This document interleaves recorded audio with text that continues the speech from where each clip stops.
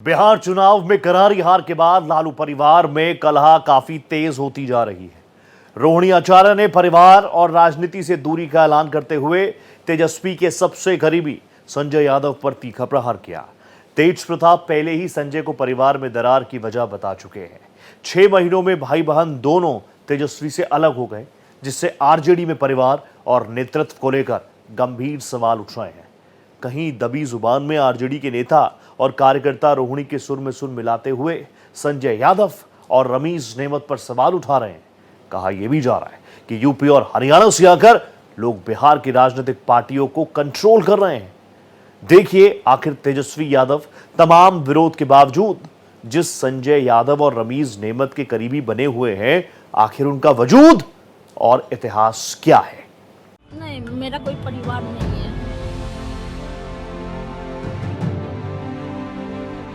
इन लोग का नाम लीजिए तो आपको घर से निकाल दिया जाएगा। आपको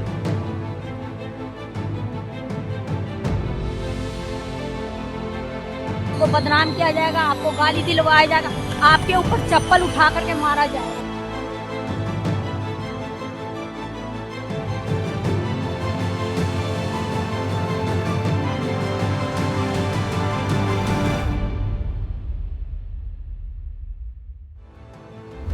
बिहार चुनाव में करारी हार, लालू परिवार में बिखराव, तेज प्रताप के बाद रोहिणी, तेजस्वी से पूरी तरह दूरी, घर में अपमान के आरोप, लालू राबड़ी ने साधा मौन। मेरा कोई परिवार नहीं है। अब जाकर ये संजय, रमीज और तेजस्वी यादव से पूछिए, वही लोग हमको निकाला है परिवार से। बिहार विधानसभा चुनाव में राष्ट्रीय जनता दल की करारी हार का असर अब पार्टी के साथ ही लालू परिवार में नजर आने लगा है।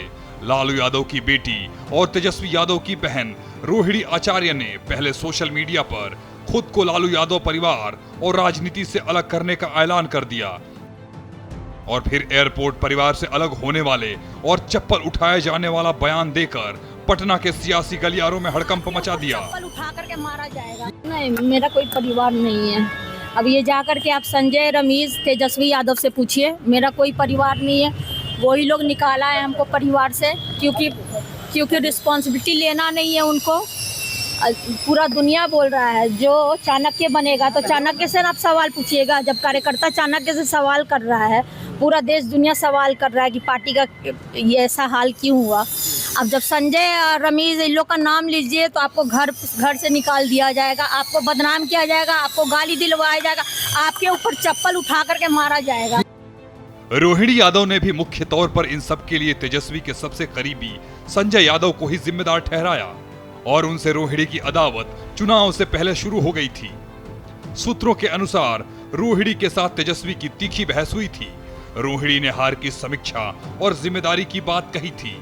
इस दौरान रोहिणी ने तेजस्वी से कहा, संजय यादव को लेकर पार्टी के कार्यकर्ताओं के विरोध का हमें जवाब देना चाहिए। इसी बात को लेकर तेजस्वी से रोहिणी की बहस हो गई। सूत्रों के मुताबिक तेजस्वी ने रोहिणी से कहा कि तुम्हारे ही कारण चुनाव हार गए, तुम्हारा हाय लग गया हम लोगों को। बहस के दौरान गुस्से में तेजस्वी ने बड़ी बहन रोहिणी की तरफ चप्पल भी फेंकी। इस दौरान गालियां भी दी। सूत्रों के मुताबिक चुनाव की घोषणा से पहले रोहिणी से नाराज होकर सिंगापुर लौटने के बाद राघोपुर में चुनाव प्रचार के लिए खुद तेजस्वी ने रोहिणी को बुलाया था। रोहिणी ने वापस आकर मामले को खत्म करने की कोशिश भी की। मीडिया में किसी नाराजगी की बात पर इनकार कर दिया, लेकिन विधानसभा के चुनाव प्रचार के दौरान रोहिणी अपने क्षेत्र सारण के साथ हर विधानसभा में प्रचार के लिए जाना चाहती थी, लेकिन उसे सिर्फ राघोपुर जाने दिया गया। लोकसभा चुनाव से 1 साल पहले जुलाई 2023 में खुद तेजस्वी ने रोहिणी से सारण से चुनाव लड़ने को कहा था, लेकिन रोहिणी ने कहा कि पापा कहेंगे तब वो इस पर फैसला लेंगी। लालू यादव की सहमति के बाद रोहिणी ने सारण की जगह पाटलिपुत्र से लड़ने की इच्छा जताई, लेकिन मीसा इसके लिए तैयार नहीं हुई।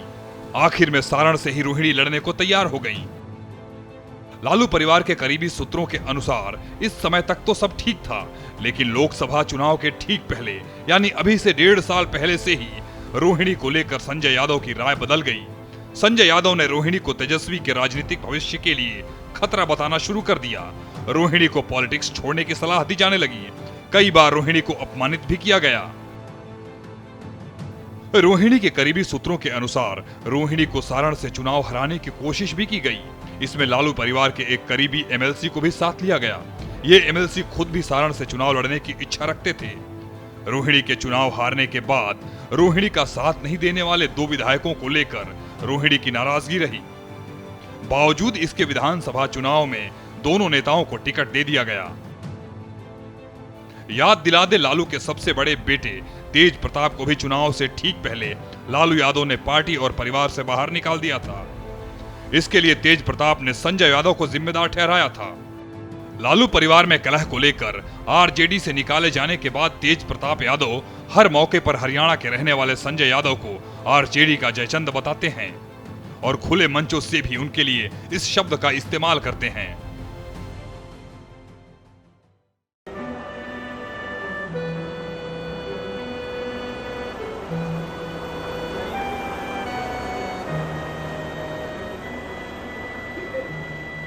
जयचंदवा भी बैठा हुआ उसमें, जयचंदवा भी साथ में बैठा हुआ है, है कौन ही तो बता बैठा हुआ है साथ में।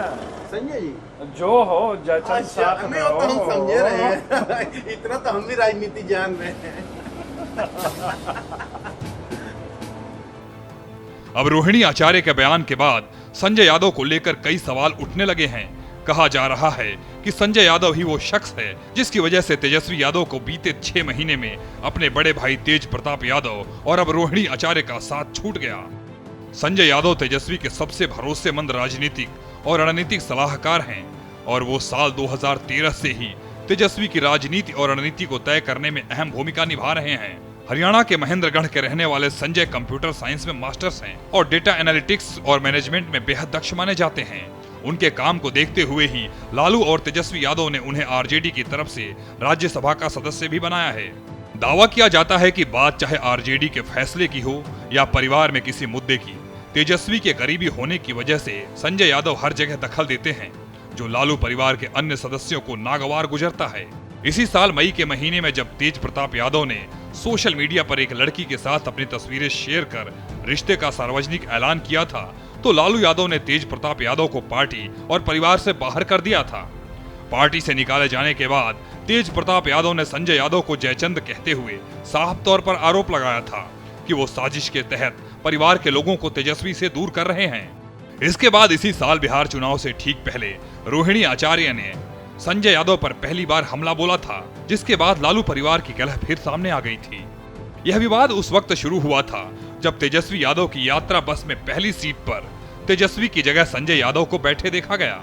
रोहिणी ने इस व्यवस्था को पार्टी और परिवार के भीतर पद और प्रतिष्ठा का उल्लंघन माना और इसे सार्वजनिक रूप से उठाया था, जिसके बाद संजय यादव के उनसे भी रिश्ते खराब हो गए थे। बताया जा रहा है कि इसी के बाद से रोहिणी आचार्य और तेजस्वी के रिश्तों में भी दरार पड़नी शुरू हो गई थी। वहीं रोहिणी की तरफ से तेजस्वी यादव, संजय यादव और रमीज पर लगाए गए आरोपों का उनके भाई तेज प्रताप यादव ने इस पूरे विवाद में रोहिणी आचार्य का सपोर्ट किया है।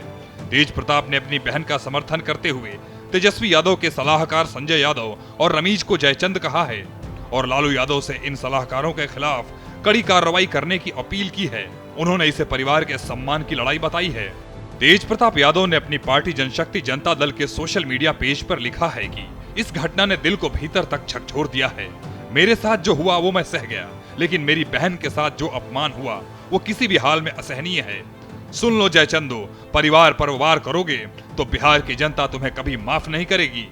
का नाम रहेगा सुनहरो अक्षर से हमारी बहन का जो अपमान करेगा, कृष्ण का सुदर्शन चक्र चलेगा। तेज प्रताप यादव ने इसके साथ कहा है कि जब से मेरी रोहिणी बहन पर चप्पल उठाने की खबर सुनी, दिल की आहत अब अग्नि बन चुकी है। जब जनमानस की भावनाएं आहत होती हैं, तो बुद्धि पर पड़ी धूल उड़ जाती है। इन चंद चेहरों ने तेजस्वी की भी बुद्धि पर पर्दा डाल दिया है। इस अन्याय का परिणाम बेहद भयावह होगा। समय का लेखा जोखा बड़ा कठोर है। मैं माननीय आरजेडी के राष्ट्रीय अध्यक्ष और मेरे पिता, मेरे राजनीतिक गुरु लालू प्रसाद यादव जी से आग्रह करता हूं कि पिताजी एक संकेत दीजिए। आपका केवल एक इशारा और बिहार की जनता इन जयचंदों को जमीन में गाड़ देने का काम खुद कर देगी। ये लड़ाई किसी दल की नहीं, परिवार के सम्मान, बेटी की गरिमा और बिहार के स्वाभिमान की लड़ाई है। करारी हार के बाद अब लालू परिवार की फूट सामने आ गई है। लालू प्रसाद यादव को किडनी देने वाली रोहिणी आचार्य ने परिवार से अलग होने का ऐलान कर दिया। रोहिणी ने इसके लिए तेजस्वी यादव के सलाहकार संजय यादव और रमीज को जिम्मेदार बताया। ये पहला मौका नहीं है जब तेजस्वी के सलाहकार संजय यादव निशाने पर हैं। लालू प्रसाद के बड़े बेटे तेज प्रताप यादव उन्हें जयचंद की संज्ञा दे चुके हैं। हार के बाद राजद के बड़े नेता अब्दुल बारी सिद्दीकी ने कहा था कि इस हार के बारे में बिहार के नेताओं को सोचना चाहिए। अप्रत्यक्ष रूप से इसे संजय यादव पर ही कटाक्ष माना गया। राजद समर्थक भी सोशल मीडिया से लेकर राजनीतिक चर्चाओं में संजय यादव को हार का जिम्मेदार बता रहे हैं, लेकिन रमीज नेमत का नाम पहली बार चर्चा में आया है। रमीज नेमत मूल रूप से उत्तर प्रदेश के रहने वाले हैं। वे बलरामपुर के पूर्व सांसद रिजवान जहीर खान के दामाद हैं। रमीज पर करीब 1 दर्जन मामले दर्ज हैं। इनमें हत्या जैसे गंभीर अपराध के आरोप भी शामिल हैं। रमीज नेमत पर 4 जनवरी 2022 को बलरामपुर की तुलसीपुर नगर पंचायत के चेयरमैन फिरोज पप्पू को गोली मारकर हत्या करने का आरोप है। इस हत्याकांड के पीछे राजनीतिक रंजिश बताई जाती है। रिजवान जहीर अपनी बेटी जेबा रिजवान को तुलसीपुर का अध्यक्ष बनाना चाहते थे, लेकिन फिरोज पप्पू की पत्नी ने चुनाव जीत लिया था। इस मामले में पुलिस ने रिजवान जहीर, उनकी बेटी जेबा रिजवान और दामाद रमीज नेमत को गिरफ्तार कर जेल भेज दिया था। वर्तमान में रमीज और जेबा जमानत पर बाहर हैं। रमीज नेमत पर हत्या और गैंगस्टर एक्ट सहित कुल 12 मुकदमे दर्ज हैं, जो बलरामपुर और कौशाम्बी के थानों में दर्ज हैं। रमीज के बारे में कहा जाता है कि वे राजद की कम्युनिकेशन स्ट्रेटजी बनाते हैं। सोशल मीडिया हैंडल करने से लेकर तेजस्वी यादव के कार्यक्रम तय करने में उनकी अहम भूमिका है। जिस तरह संजय यादव तेजस्वी का दिमाग है, उसी तरह रमीज संजय के कान आंख हैं। पार्टी के सर्वे डेटा विंग की महत्वपूर्ण जिम्मेदारी रमीज के पास है। स्थानीय नेताओं में इस बात पर आक्रोश है कि हरियाणा के संजय यादव और यूपी के रमीज बिहार की पार्टी की रणनीति तय करते हैं। रमीज की राजद में एंट्री को लेकर 2 तरह की बातें सामने आई हैं। बताया जा रहा है कि संजय यादव ने रमीज के ससुर रिजवान जहीर के लिए पॉलिटिकल कैंपेन तैयार किया था। इस वजह से संजय और रमीज एक दूसरे को जानते थे। जब संजय यादव बिहार आए और तेजस्वी यादव पहली बार उप मुख्यमंत्री बने तो उन्होंने रमीज को बिहार बुला लिया। वहीं दूसरी जानकारी ये भी है कि रमीज पूर्व क्रिकेटर रहे हैं, इस वजह से उनकी तेजस्वी से पहचान थी और वो बिहार आए। परिणाम के दिन राजद कार्यालय में कार्यकर्ताओं के बीच ये चर्चा का विषय था, सलाहकारों से पार्टी को क्या मिला। अब वही कार्यकर्ता कह रहे हैं कि सलाहकार तेजस्वी को जीत तो नहीं दिला पाए, लेकिन उन्हें विवादों में जरूर धकेल दिया है। पार्टी ने आखिरी बार 2015 में चुनाव जीता था, तब लालू प्रसाद यादव फ्रंट फुट पर थे। सभी सलाहकार नेपथ्य में थे। जब से लालू प्रसाद यादव बैक एंड पर गए हैं और सलाहकारों की टोली फ्रंट फुट पर आई है, तब से राजद कोई चुनाव नहीं जीत पाई है। जाहिर है कि ये कार्यकर्ता संजय यादव और उनके साथियों की ही बात कर रहे हैं। जिस संजय यादव पर कार्यकर्ता आक्रोशित हैं, उन्हें संजय यादव को तेजस्वी ने राज्यसभा भेजा है। तेजस्वी उन पर भरोसा करते हैं। हालांकि इस हार के बाद संजय यादव से नाराज चल रहे नेता और ज्यादा आक्रामक हो सकते हैं। रोहिणी आचार्य इस कड़ी में पहला नाम है। संजय यादव तेजस्वी यादव के करीबी और आरजेडी के राज्यसभा सांसद हैं। उनका जन्म 24 फरवरी 1984 को हरियाणा के महेंद्रगढ़ में हुआ था। उन्होंने कंप्यूटर साइंस में एमएससी और एमबीए किया है। प्रबंधन, डाटा विश्लेषण और रणनीति बनाने में उनकी पकड़ बेहद मजबूत बताई जाती है। राजनीति में आने से पहले वे एक प्राइवेट कंपनी में काम करते थे, लेकिन तेजस्वी से जुड़ने के बाद उनकी भूमिका पूरी तरह राजनीतिक रणनीति के इर्द गिर्द केंद्रित हो गई। संजय यादव और तेजस्वी यादव की पहली मुलाकात दिल्ली में हुई थी। दावा किया जाता है कि दोनों की दोस्ती क्रिकेट खेलने के दौरान शुरू हुई, जब तेजस्वी क्रिकेटर थे और दिल्ली में रहते थे। 2012 के बाद से तेजस्वी ने राजनीतिक मुद्दों पर संजय की राय लेनी शुरू की। धीरे धीरे यह रिश्ता पेशेवर साझेदारी में बदल गया। तेजस्वी की जरूरतों और चुनावी रणनीति को समझ को देखते हुए संजय ने अपनी प्राइवेट नौकरी छोड़ दी और पूरी तरह राजनीति में आ गए। हालांकि अब यही दोस्ती लालू परिवार में बिखराव की बड़ी वजह बताई जा रही है। लालू खानदान में छिड़े घमासान पर चारों तरफ से सियासी प्रतिक्रियाएं भी आ रही हैं। बीजेपी नेता सैयद शहनवाज हुसैन के मुताबिक आरजेडी ने पहले तेज प्रताप यादव को अपने परिवार से अलग किया था। अब रोहिणी आचार्य ने कहा है कि उन्हें पार्टी से अलग कर दिया गया है। ये उनका पारिवारिक मामला है, लेकिन काफी दुखद है। देखिए, रोहिणी आचार्य बिहार की बेटी हैं। एक ऐसी बेटी जिसने अपने जान को जोखिम में डालकर किडनी अपने पिता लालू जी को दी, और उनके साथ जो व्यवहार है, एक हरियाणा के संजय यादव और यूपी का रमीज जिस तरह का व्यवहार किया है, जो उन्होंने बताया, बड़ा दुखद है। राजद में पहले भी तेज प्रताप यादव को परिवार से अलग किया, अब रोहिणी आचार्य ने कहा कि उनको परिवार से और पार्टी से अलग कर दिया गया है। ये उनका पारिवारिक मामला है, लेकिन काफी दुखद है।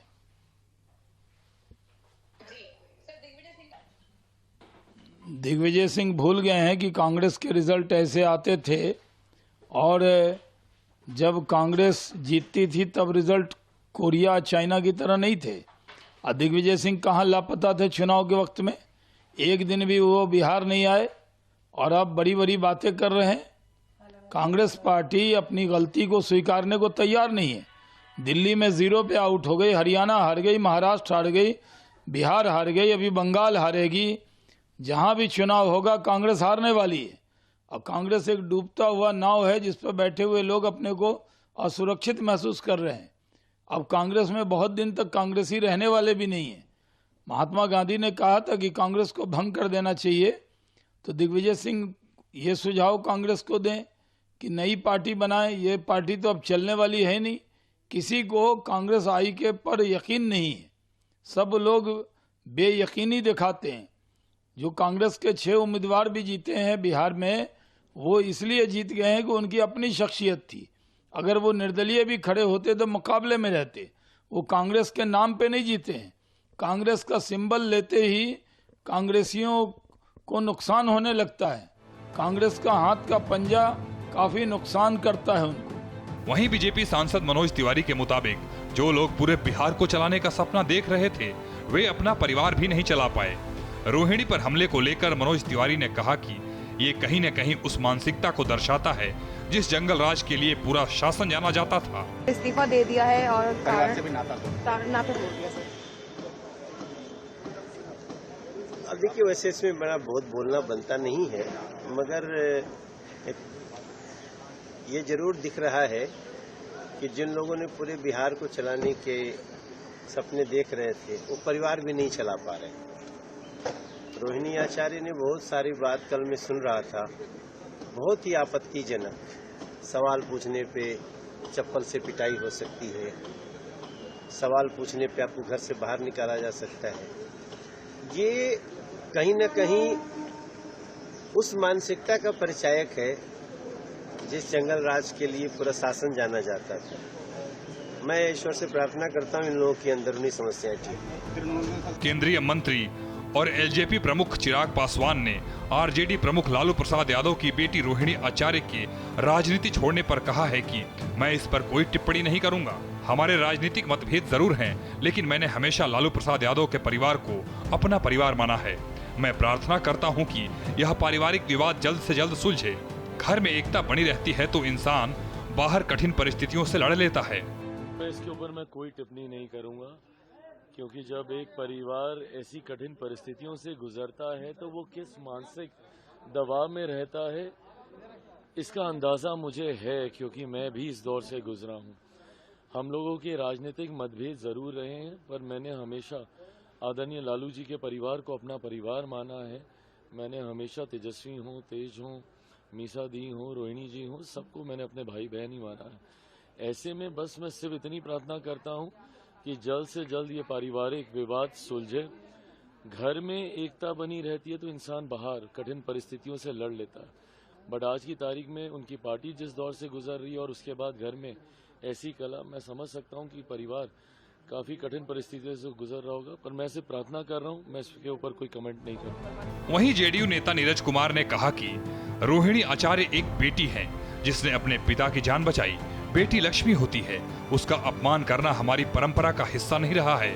और लालू यादव और राबड़ी यादव इस पर चुप क्यों हैं? यह दूसरी घटना है। पहले ऐश्वर्या के साथ हुआ, अब रोहिणी के साथ। ये आंसू लालू यादव को बहुत महंगे पड़ेंगे। राजनीति के धृतराष्ट्र मत बनिए। बताइए कौन दोषी है? दोषी सामने आना चाहिए।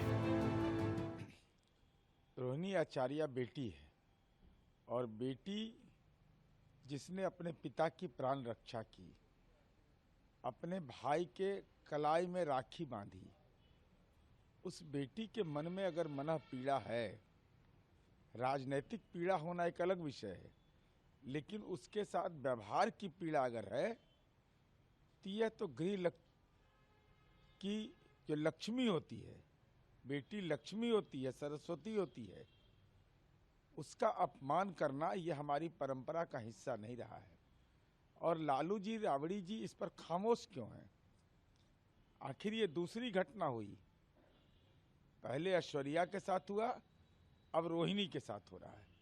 सवाल इस बात का उठता है कि आखिर वो कौन व्यक्ति है जिस व्यक्ति के बारे में यह कहा जा रहा है, जिसको राजनीति में पलायन करके बिहार लाया गया।